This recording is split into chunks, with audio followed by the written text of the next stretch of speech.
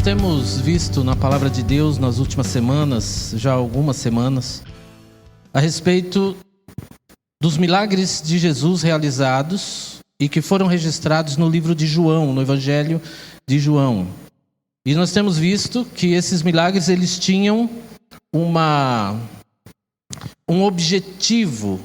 Deus registrou estes milagres no Evangelho de João, os que estão no Evangelho de João, não são todos que estão ali, para que nós entendêssemos que Jesus Cristo é Deus. Então esses milagres que estão registrados no Evangelho de João, eles são chamados de sinais. Sinais que indicam que Jesus é Deus, que Ele é o Messias enviado por Deus e que Ele é o próprio Deus. Hoje nós vamos no Evangelho de João, capítulo 6. Este milagre, este sinal que está aqui no Evangelho de João, capítulo 6, ele também está em Mateus e Marcos. Então nós vamos recorrer também às narrativas de Mateus e Marcos para que nós possamos ter uma compreensão melhor do que está registrado aqui. Nós vimos na semana passada e na anterior, ali no capítulo 6, que Jesus fez a multiplicação de pães e peixes, e no final dessa narrativa, desse fato, no versículo 15, as pessoas, além de reconhecerem a Jesus, eles tentam fazê-lo rei. E Jesus então se retira dali com seus discípulos. E aí nós, semana passada, falamos exatamente o que aconteceu. Jesus ali se revelando como o pão da vida. Ele falando, eu sou o pão da vida. Uma declaração muito forte de Jesus, dizendo, eu sou eu sou eu. É a mesma coisa, que é uma referência bem objetiva ao como Deus se revelou no Antigo Testamento, dizendo, eu sou. Então Jesus usa a mesma expressão, mas ele não só usa a mesma expressão, mas ele dá o mesmo sentido. Ele está dizendo, eu sou o Deus de Abraão, Isaque e Jacó. Jesus está dizendo isso. Hoje nós vamos ver este outro sinal que está ali a partir do versículo 16. Quando Jesus anda sobre o mar, ok? João 6, 16 até o 21 diz assim: ao descambar o dia, os seus discípulos desceram para o mar e, tomando um barco, passaram para o outro lado, rumo a Cafarnaum. Já se fazia escuro e Jesus ainda não viera ter com eles. E o mar começava a empolar-se, agitado por vento rígido que soprava. Tendo navegado uns 25 a 30 estádios, eis que viram Jesus andando sobre o mar, aproximando-se do barco, e ficaram possuídos de temor. Mas Jesus lhes disse, sou eu, não temais. Então eles, de bom grado, o receberam, e logo o barco chegou ao seu destino.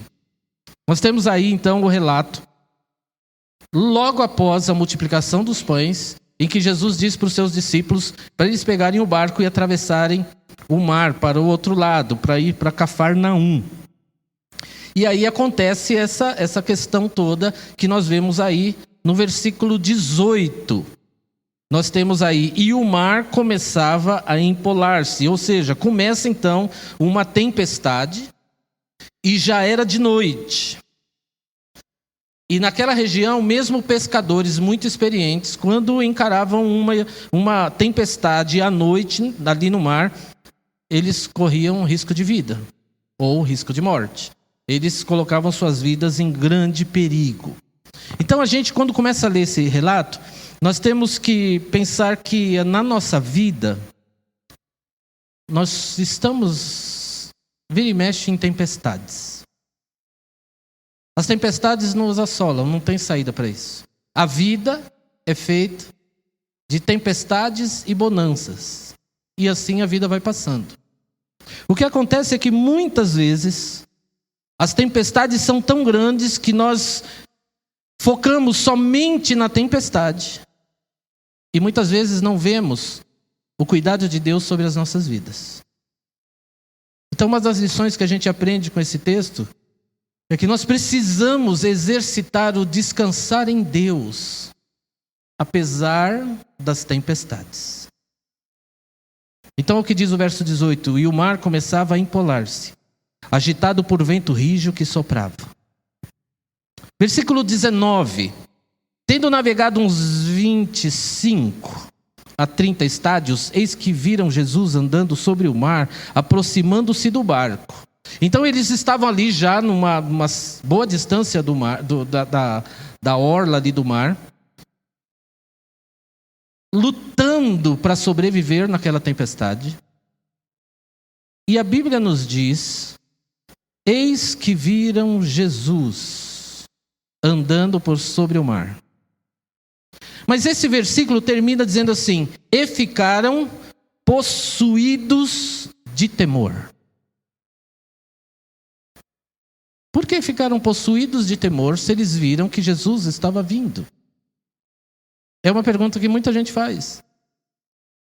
O grande problema é que às vezes os nossos problemas, ou às vezes os problemas, as tempestades, se tornam tão grandes que até o socorro de Deus a gente não vê e a gente acha que é mais problema ainda. No caso deles, quando eles viram, eles se apavoraram. Olha o que diz em Marcos. Aí você segura o João 6 aí, mas vai lá em Marcos, capítulo 6. Marcos, que tem um pouco mais de detalhes nesse momento da vida dos discípulos com Jesus. Olha o que ele relata no capítulo 6, verso 49. É exatamente a mesma situação, e Marcos coloca assim, ó: eles, porém, vendo-o andar sobre o mar, pensaram tratar-se de um fantasma e gritaram. Você pode imaginar aquele bando de homens, tudo forte, pescadores experientes, no meio da tempestade, de noite, no mar, e vem aquela sombra, anda aquele vulto na direção deles. Eu acho que eu gritava.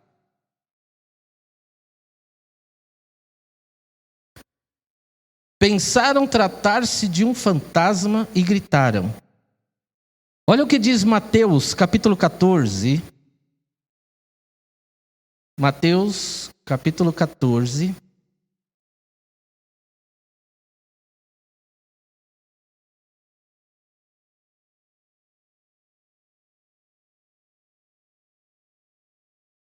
Versículo 26.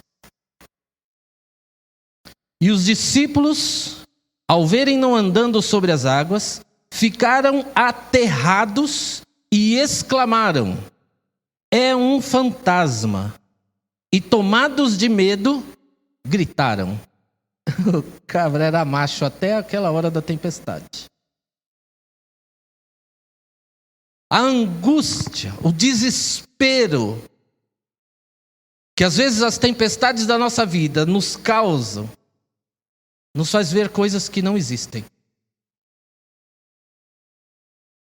Até a ajuda de Deus se transforma num fantasma. Até aquela providência que Deus está dando para os nossos problemas, nós olhamos para aquilo e imaginamos que Satanás está vindo nos destruir. E é Deus estendendo a mão para nos acudir, é o contrário. Então o que a gente entende é que as tempestades da vida nos fazem delirar, nos fazem ter alucinações. E quando nós não temos essa maturidade, essa comunhão profunda com Cristo, nós tropeçamos nessa hora da tempestade. A gente duvida. E muitas vezes a gente fica mais tempo na tempestade por causa desse tumulto que acontece na nossa cabeça. Mas voltando lá no João 6,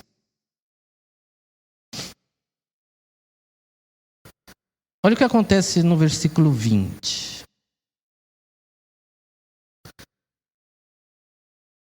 Mas Jesus lhes disse: sou eu, não temam.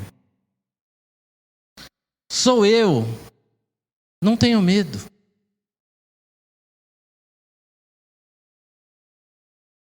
Eu acredito que na hora que eles ouviram a voz e reconheceram a voz de Jesus, aquilo deve ter trazido uma paz ao coração deles. Eles estavam gritando: é um fantasma, é um demônio, é uma coisa. Nós já estamos mesmo em vias de morrer e agora está se levantando uma coisa no meio desse mar para realmente nos matar. E no meio daquele tumulto e gritaria, Jesus fala assim: calma, gente, sou eu, não precisa ter medo. Quando Jesus se apresenta, você fica firme. Quando Jesus aparece, você fica firme. E tem um detalhe nessa história que é muito interessante, e quando a gente vai lendo assim, fazendo paralelos com os outros textos, você descobre detalhes muito impressionantes a respeito disso, do fato. Olha o que diz, voltando lá no Marcos, capítulo 6.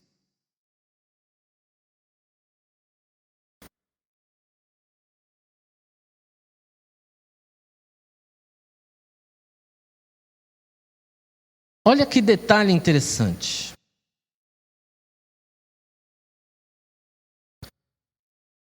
Marcos 6, versículo 48. Nós lemos o 49, agora vamos ler o 48. Vamos pegar o 47? Ao cair da tarde estava o barco no meio do mar, e ele, Jesus, sozinho em terra. E vendo-os em dificuldade a remar, porque o vento lhes era contrário, por volta da 4ª vigília da noite, veio ter com eles andando sobre o mar, e queria tomar-lhes a dianteira. Segundo o registro do Evangelho de Marcos, Jesus estava vendo eles no meio da tempestade. Jesus nunca tirou o olho deles. Jesus não deixou eles sozinhos naquela tempestade. A Bíblia diz que Jesus estava vendo eles em dificuldade, tentando remar aquele barco. Sabe por quê? Porque Jesus nunca desampara. Nunca. Nunca, Jesus nunca desampara. Jesus enviou eles para Cafarnaum: peguem um barco e vão. Mas Jesus foi cuidando deles o tempo todo. Aí muita gente faz assim: mas então, por que Jesus não evitou que eles entrassem nesse grande problema? Por que Jesus permitiu que eles entrassem no mar e que eles passassem por um período, a gente não sabe de quanto tempo, mas de agonia, lutando com aquela tempestade? Por que Jesus fez isso? Olha o que diz aí o verso 48. E vendo-os em dificuldade a remar. Ele estava vendo.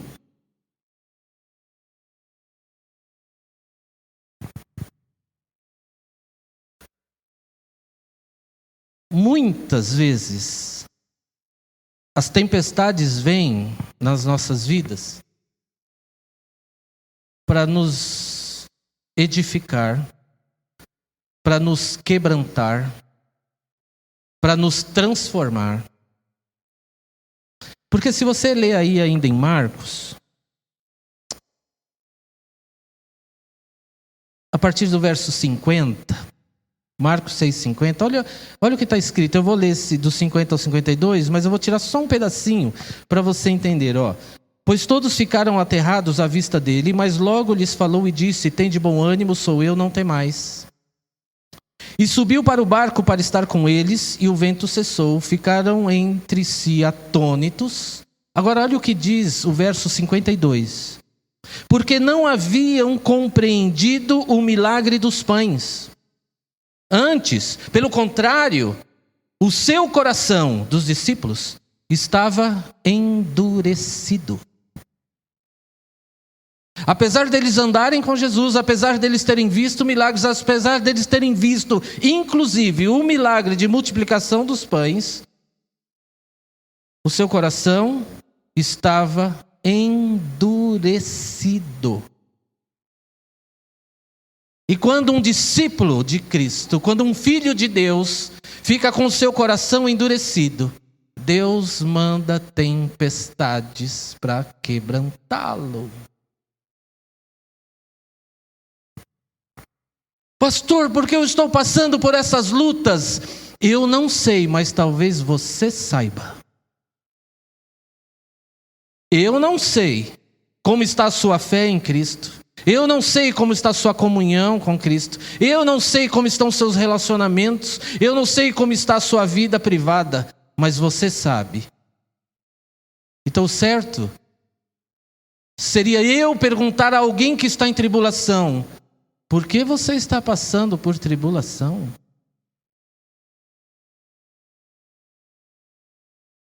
Porque não haviam compreendido o milagre dos pães, antes o seu coração estava endurecido. Duas lições para a gente entender tudo isso aqui, além das que nós já vimos. Andar sobre as águas era um milagre, ou foi um milagre, muito grande, extraordinário. Um milagre que talvez, se tivesse sido feito à vista de milhões de pessoas viriam a Cristo, talvez. Mas o objetivo de Jesus era que os seus discípulos amolecessem o seu coração ou compreendessem quem ele era. O objetivo de Jesus era trabalhar com aqueles que são filhos. Para aqueles que se dizem de Cristo, aqueles que se dizem rendidos a Cristo, que eles não andem com o seu coração endurecido, apegados somente a uma religião. Porque quando uma pessoa que é de Cristo começa a endurecer seu coração por causa de religião, por causa de igreja, por causa de cargo de igreja, por causa de trabalho em igreja, por causa de poder de igreja, então Jesus vai trabalhar para quebrar esse coração, amolecer ele de novo, tratar ele de novo e para as coisas ficarem melhor para ele que é filho, porque Deus nos ama.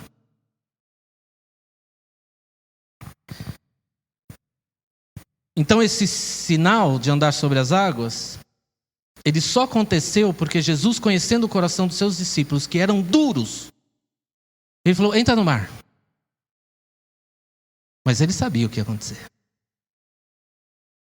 Mas ele precisava tratar deles.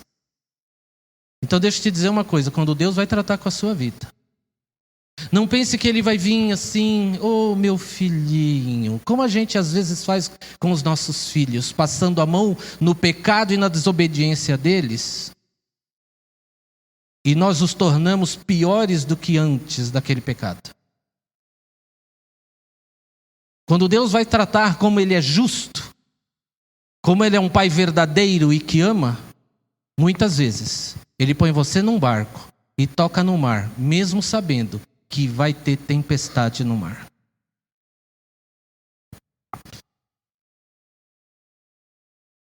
Como era um sinal e Jesus queria que as pessoas soubessem que ele era Deus, andar sobre o mar certamente trouxe muita lembrança e traz para nós também. Por exemplo, quando nós lemos no Velho Testamento, é sempre Deus que tem o controle sobre o mar. Lembra do Mar Vermelho? Quem abriu o Mar Vermelho? Deus. Tem gente que fala que foi Moisés, né? Não, foi Moisés. Deus. Está vendo quando você for ensinar seu filho pequenininho? Não ensina a ele que o Moisés tinha o poder de abrir o mar, porque quem abriu o mar foi Deus. Quem depois abriu o Rio Jordão para eles entrarem na Terra Santa? Foi Josué? Não, foi Deus. Porque quem tem domínio sobre a natureza é Deus.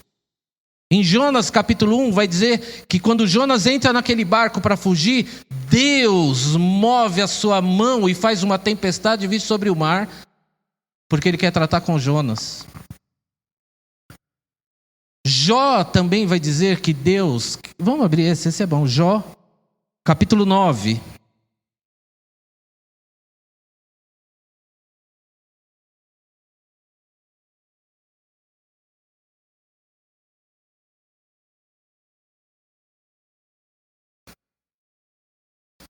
Deus falando com Jó, dizendo quem ele é, em Jó capítulo 9. Deus vai falando com Jó várias coisas. E olha o que ele diz no verso 8. Jó 9, verso 8. Quem sozinho estende os céus e anda sobre os altos do mar? Quem? Ele está falando com Jó. Jó, você sabe quem? Quem anda sobre o mar? Eu, Deus. Quando Jesus anda sobre o mar, ele está dizendo, eu sou Deus. Eu ando sobre o mar. Interessante isso. Porque Jesus quer mostrar que ele é Deus. Então quando Jesus anda sobre o mar, ele está dizendo, eu sou Deus. O Deus do Abraão sou eu. O Deus do Isaac sou eu. Eu controlo a natureza. Eu tenho poder sobre o mundo. Eu tenho poder sobre as leis da natureza. Quando Jesus anda sobre o mar, ele está dizendo assim, eu não estou sujeito às leis da gravidade, nem da mecânica, nem da hidráulica. Não existe lei de natureza nenhuma que possa me subverter. Eu sou o Senhor Deus, criador de todas as leis. Ele é Deus, ele é o próprio Deus, ele é Jesus que é Deus. Jesus sendo Deus, ele não está sujeito a nada, ele não está sujeito a ninguém, ele caminha sobre o mar, ele desafia a lógica, ele destrói qualquer tipo de pensamento que tenta limitar ele. Ele transformou água em vinho, ele curou um jovem à distância, ele curou um homem fazendo o lodo do barro, ele alimentou mais de 15 mil pessoas com poucos pães e peixes. Ele é Deus. Jesus é Deus. E se a gente vai lá no Mateus 14 de novo, Mateus capítulo 14...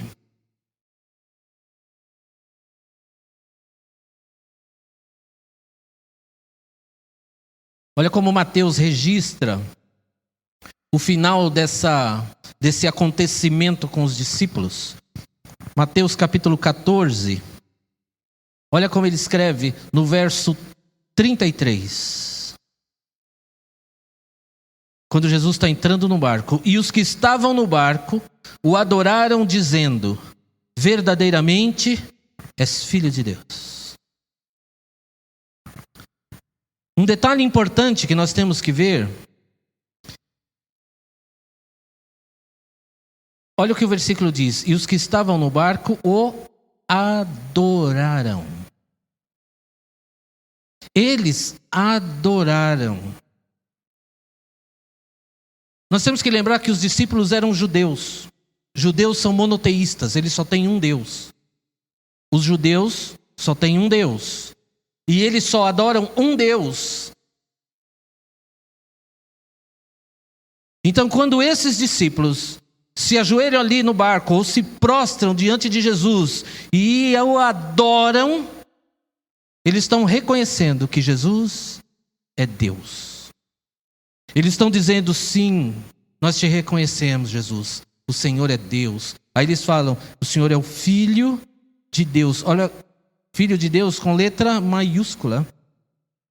É o Deus Filho que está diante de nós, eles disseram. Por isso que eles adoraram e Jesus recebeu a adoração deles. Porque Jesus é Deus.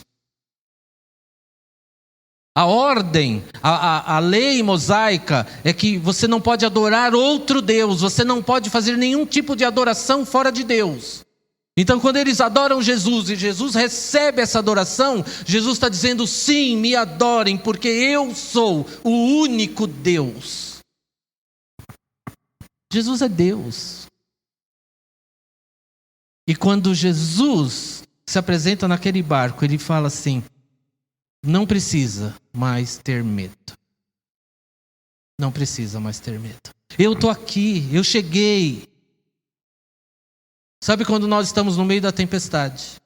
Nós precisamos aprender a nos dedicar em oração, mesmo continuando remando, em vez de murmurar, em vez de desesperar. Nós precisamos aprender, de alguma maneira, através do Espírito Santo que habita em nós, nós precisamos conseguir descansar, ainda que tenhamos que nos esforçar muito, mas o nosso coração precisa estar em paz, porque Jesus está comigo. Ele está comigo. É por isso que nós precisamos estar sempre em comunhão com Deus. Por isso que nós precisamos sempre estar lutando na nossa vida diária para não permitirmos que o pecado tome conta da maior parte do tempo da nossa vida. Porque deixa eu te dizer uma coisa, as tempestades virão. E quando ela vier, você tem que estar pronto para lutar. E estar pronto para lutar é saber convictamente que Jesus está com você e Ele não vai te abandonar. Sabe aquela hora em que você fala assim: não é possível, Jesus me esqueceu. Aquela hora, Ele está lá em terra e você no meio do mar e Ele está te vendo, porque Ele está tratando com você. Ele não vai deixar você afundar, Ele não vai, porque Ele é Deus. Ele é Deus. Segunda lição que a gente aprende é justamente essa questão da intervenção que Jesus faz no meio da tempestade. Porque Ele é Deus e Deus é soberano, certo? E pelo fato de Deus ser soberano, Ele age quando Ele quer, da maneira que Ele quer, da forma que Ele quer, em quem Ele quer. Ele faz tudo segundo a sua vontade. Então, o primeiro ponto que a gente tem que entender é que nas nossas aflições, nos nossos problemas, nas nossas tempestades, se nós somos crentes e somos fiéis a Deus e estamos em comunhão, nós podemos crer: Jesus está comigo. Eu ainda não estou vendo. A água já passou da cintura. O tubarão já está rodeando mais perto. Mas Jesus está comigo. Você pensa que é fácil? É impossível. Se não fosse o Espírito Santo de Deus em nós, fazendo um milagre todo dia em nós, nós seríamos incapazes de crer que no meio de uma tempestade Jesus está cuidando da gente. Nós somos totalmente dependentes do Senhor. Nós somos totalmente dependentes da presença do Espírito Santo de Deus na nossa vida, nos sustentando de uma forma milagrosa para continuarmos crendo que Jesus Cristo está conosco todos os dias até a consumação dos séculos. Porque Ele está, porque a sua palavra diz, Ele está. Eu creio nisso. Você crê nisso? Algumas pessoas vão dizer: mas Jesus não poderia ter evitado aqueles homens entrar no mar? Jesus não podia ter feito de outra maneira esse quebrantamento do coração deles? A minha pergunta é: você é mais sábio que Jesus? Alguém quer arriscar? Você é mais sábio que Jesus? Levante sua mão. Se Ele fez do jeito que Ele fez, é porque Ele conhece a dureza do nosso coração quando a gente resolve endurecer. E como Ele é Deus e Ele nos conhece, Ele sabe qual é a medida do tratamento que cada um de nós precisa. Eu não sei qual é a sua, a minha é muita. Quando Ele tem que tratar comigo, Ele tem que pôr num mar e talvez não num barco, numa prancha. Ele fala assim: vai, você Wilson, você vai na pranchinha aí. Entra no mar, filho. Eu não sei qual é a sua medida. De repente Ele põe você num iate, num transatlântico. Porque você só tem um endurecimentozinho, né? Mas ele tem o controle, não importa se é um transatlântico ou uma balsa. Ele tem o controle e ele acompanha a sua vida, porque ele é fiel à palavra dele. E se você abrir sua Bíblia em Mateus 28,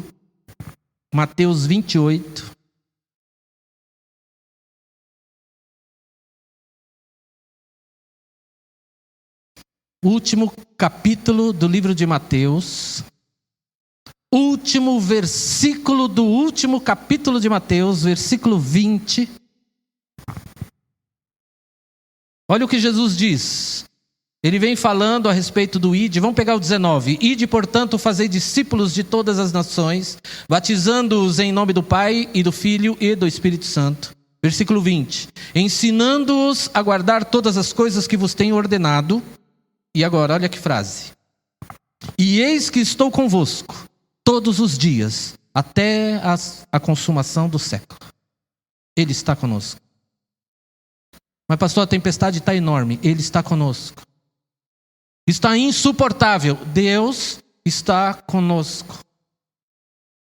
Eu não aguento mais. Aguenta, porque Ele está contigo. Ele está com você. Ele vai te sustentar.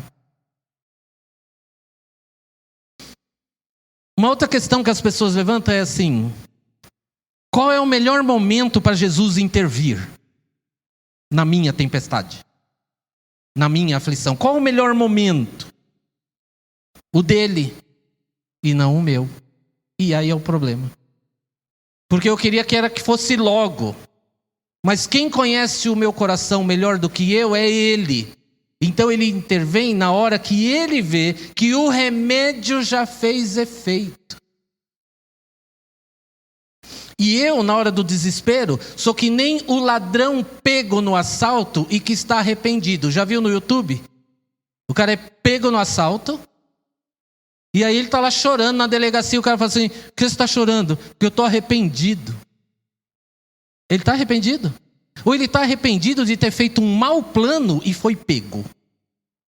Porque você solta ele dali 5 minutos, coitadinho, né? Ele está arrependido, já solta ele. O que ele faz?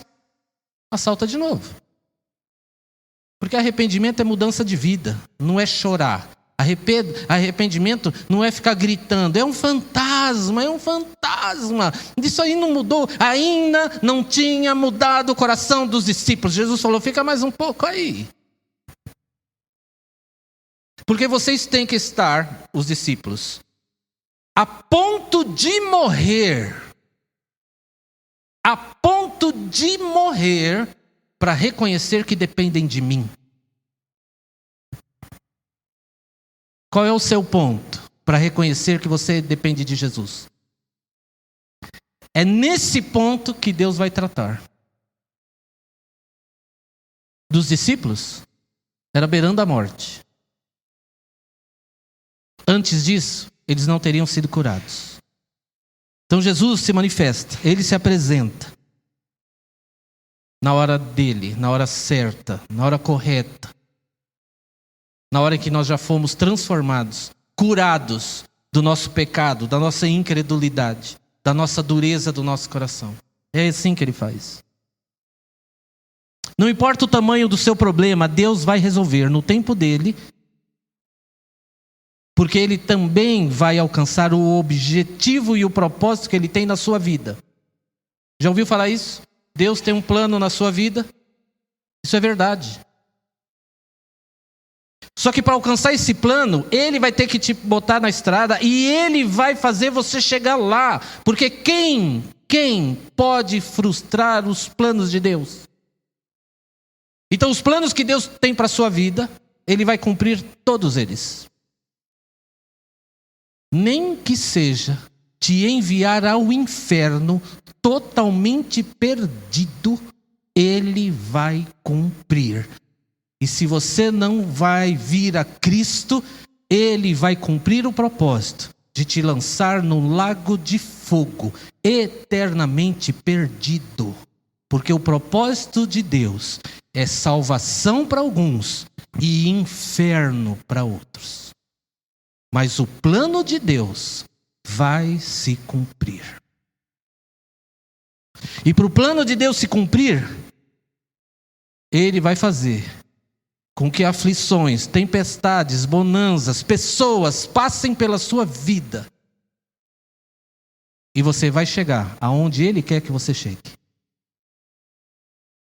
Nós não podemos nos desesperar, murmurar contra Deus. Nós que cremos que somos salvos em Jesus Cristo, nós não podemos vacilar na nossa fé e murmurar contra Deus. Nós não podemos dizer algumas frases que às vezes no desespero nós dizemos. Eu não vou mais à igreja, porque não resolve nada. Cuidado. Eu não vou nem mais ler a Bíblia. Não consigo mais nem sentir nada. Cuidado. Esse tipo de murmuração pode te levar a um barquinho no meio do mar. E se prepara. Porque tem gente em barquinho no meio do mar há anos. E continua com seu coração tão duro que Jesus vai manter lá. Alguns vão para o céu direto do meio da tempestade. Porque Jesus ama tanto que se Ele tirar da tempestade, a pessoa vai correr dele, a pessoa vai desviar, a pessoa vai tentar sair do caminho dele. Ele falou, não, porque ninguém tira da minha mão. Lembra que Ele falou isso? Aquele que o Pai me dá, ninguém tira da minha mão. Alguns, para permanecerem na mão de Cristo, vão ficar no meio do mar, no meio da tribulação, no meio da tempestade, desesperados. Mas Jesus fala assim, é a única maneira que eu tenho para te salvar. O que eu faço? Arrependa-se do seu pecado e ande como Cristo andou, que Ele te tira do meio do mar.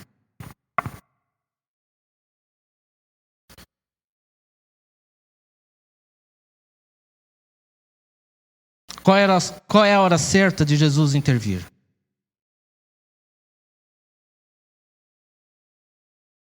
É a hora em que eu já fui transformado. E por que as coisas são desse jeito? Porque Deus usa a dor, o sofrimento, a angústia, para que nós possamos ser quebrantados e crescermos espiritualmente. Porque Ele sabe que o nosso orgulho, o nosso pecado precisa ser quebrado, e muitas vezes tem que ser quebrado de uma maneira forte, intensa, porque senão não quebra. Ele sabe que muitas vezes a nossa alma precisa ser humilhada, esmagada, para que a gente se arrependa. Então Ele leva, por amor, Ele nos leva ao fundo do poço e nos humilha e arrebenta e pisa e esmaga, porque Ele diz assim, eu te amo tanto, mas o seu coração é tão duro que eu vou ter que fazer isso com você, para que você se arrependa.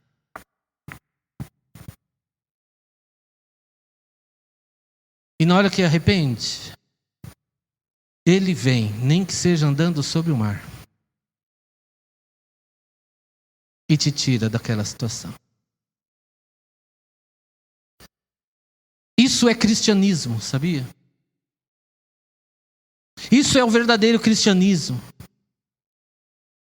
É uma vida de seres humanos num relacionamento com Jesus, que é a encarnação do próprio Deus, e que usa sofrimento e aflições para nos conduzir no caminho dele. É por isso que as pessoas falam assim, mas se Deus é tão bom, se Deus é tão poderoso, por que há sofrimento? Porque Ele precisa agir assim, inclusive sobre os seus filhos, para nos manter no caminho dele. Eu e você precisamos de tempestades e aflições para nos mantermos no caminho do Senhor. É a maneira como Deus encontrou de domar os nossos corações. Porque senão nós não nos submeteríamos a Ele nunca. O que eu posso te dizer? Descansa em Deus. E pega o seu ponto de quebrantamento e traz mais para perto. Porque se você ainda anda com o teu ponto de quebrantamento lá no meio do mar, é lá que Deus vai tratar com você. Pastor, mas como é que eu mudo isso? É através da palavra de Deus. A palavra de Deus vai transformando o nosso coração, vai movendo o nosso coração, vai mudando a nossa maneira de pensar, vai nos transformando pela renovação da nossa mente. Como é que eu mudo? Tem um texto muito legal, que está lá em Filipenses. Eu uso muito ele, muita gente aqui já sabe dele. Filipenses capítulo 4. Mas ele se aplica muito bem para essa questão de mudar o meu ponto de quebrantamento. Como é que eu mudo? Como é que eu trago essa coisa mais para perto para eu não ter que sofrer tanto? Filipenses capítulo 4.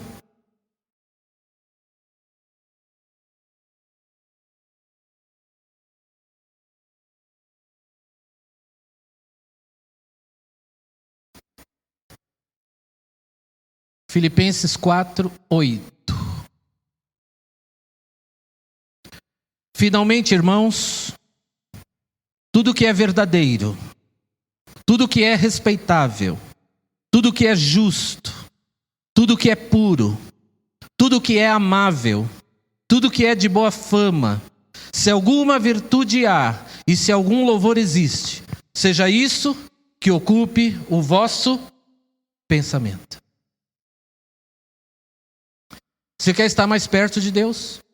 Você quer ter um coração mais perto de Deus? Você quer ter arrependimentos mais rápido? Você quer tirar o seu ponto de quebrantamento lá do meio do mar e trazer para pertinho? Olha o que esse texto diz. Tudo que é verdadeiro deve ocupar os seus pensamentos. Sabe esse jeitinho brasileiro, essa mentirinha santa, a mentirinha branca? Isso é pecado, isso te mantém longe. Tudo que é verdadeiro, olha o que ele diz, tudo que é respeitável, tudo que é justo, tudo que é puro, essas coisas é que tem que ocupar a nossa mente. Tudo que é amável, tudo que é de boa fama, em tudo que há virtude, em tudo em que é possível louvar a Deus, é isso que deve ocupar o nosso pensamento. Aí você linka isso lá com Romanos 12, que diz assim, transformai-vos pela renovação da vossa mente. Como é que eu renovo a minha mente? Colocando coisas puras, respeitáveis, santas na minha mente. E aí na hora que a minha mente estiver renovada, o meu comportamento, a minha vida é transformada. Por que nós temos hoje crentes tão carnais? Por que nós temos pessoas que frequentam a igreja, que carregam Bíblia, que vão na igreja, que dão dízimo, que pregam em púlpitos? Por que nós temos essas pessoas vivendo uma vida absolutamente desregrada nesse mundo? Porque a mente deles é podre. Eles não podem ser transformados porque o que eles pensam não é bom. Transformai-vos pela renovação do seu pensamento. Ah, mas quando eu vou na igreja eu arrepio. Quando eu vou na igreja, eu sinto um vento passando. Gente, é o ventilador. A renovação é na mente. É o que você pensa. É como você planeja. É como é a intenção do seu coração. Isso rendido a Cristo transforma a nossa vida. E nós precisamos viver isso. Ou vamos enfrentar muita tempestade até o dia que ele voltar. Vamos ficar de pé? Vamos embora?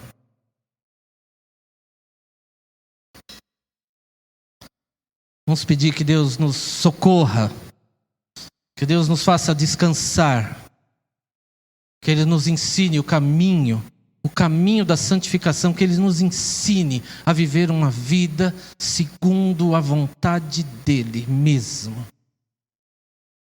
E aí a gente sai da tempestade. Baixe sua cabeça, fale com Deus. Pai, em nome de Jesus. Deus, há tanto sofrimento, de tantas pessoas, Deus, em nosso meio.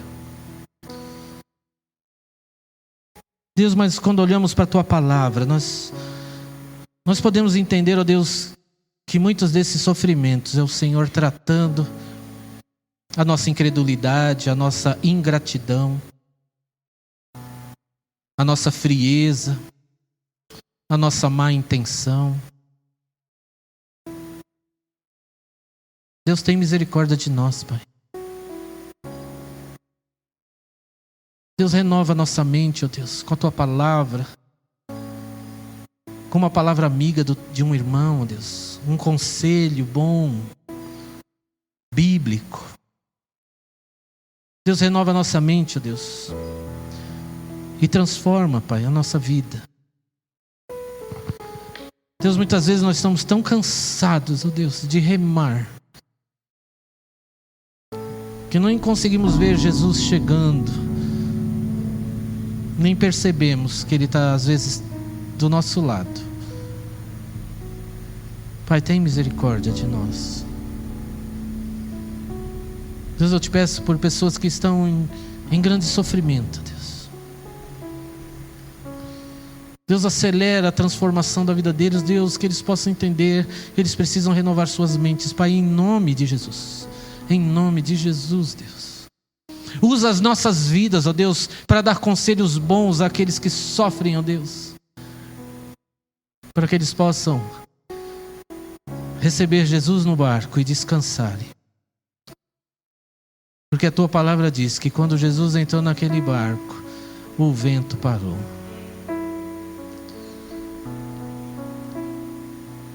Tem misericórdia, Deus, da Tua igreja.